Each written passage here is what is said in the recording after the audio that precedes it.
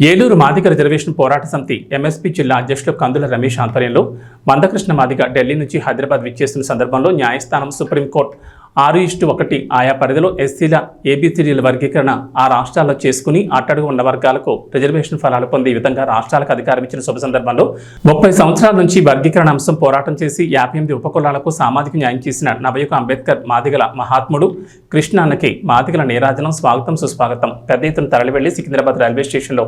కందుల రమేష్ మాట్లాడుతూ ఐక్యత ప్రైవేట్ రంగంలో రిజర్వేషన్లు పొందుపరిచే విధంగా మరో పోరాటం చేయాల్సిన బాధ్యత ఉందని, సుప్రీంకోర్టు జడ్జిమెంట్ తీర్పు ఎవరి విజయం ఎవరి అపజయం కాదని, సమాజం సమానత్వం న్యాయమైన తీర్పుని కృష్ణమాదిగని అన్ని వర్గాలకు పోరాటం ద్వారా ఎన్నో ఫలాలు అందజేసిన ఘనత ఒక ఎంఆర్పీఎస్ చెందిందని తెలిపారు. రిజర్వేషన్ పోరాట సమితి నవయుగ అంబేద్కర్ పీడిత వర్గాల ఆశాజ్యోతి మాదిగల మహాత్ముడు మన్యశ్రీ మందకృష్ణ మాదిగ గారి నాయకత్వంలో 30 సంవత్సరాల నుండి అలుపు ఎరగని పోరాటం చేసి ఎస్సీల ఏబీసీడీల వర్గీకరణ సాధించే వరకు నిరంతరం పోరాటం చేసిన మాదిగ అమరవీరులకి జోహార్లు అర్పిస్తున్నాం. జోహార్ మాదిగ అమరవీరులకి,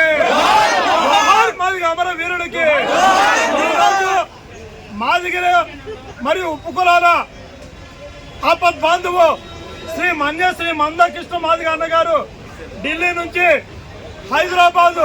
అడుగు పెడుతున్న శుభ సందర్భంలో మాదిగల ఆశాజనకం ప్రజలు స్వాగతం సుస్వాగతం పలకడానికి మా ఏలూరు, అదేవిధంగా ఏలూరు జిల్లా నుండి, అదేవిధంగా మా మాదిగ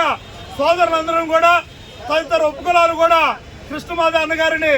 స్వాగతం పలకడానికి సికింద్రాబాద్ రైల్వే స్టేషన్కి రావడం జరిగింది. ఇక్కడ నుంచి భారీగా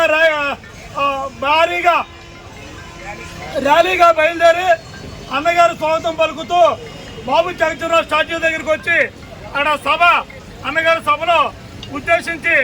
మన కార్యాచరణ అనేది ఏంటనేది ప్రకటించడానికి అన్నయ్య గారు సభ ఏర్పాటు చేశారు. కనుక ప్రతి ఒక్కరు కూడా మాదిగ సోదరులు, అదేవిధంగా ఉపకులాలు కూడా ఈ ర్యాలీలో మనం వర్షం వచ్చినా ఎండ వచ్చినా వాన వచ్చినా సరే మనం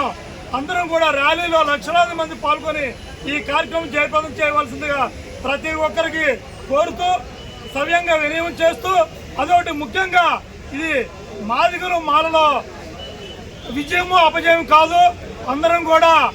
మన ఎస్సీల ఏబీసీడీల వర్గీకరణ సామాజిక న్యాయం అనేది మాల సోదరులు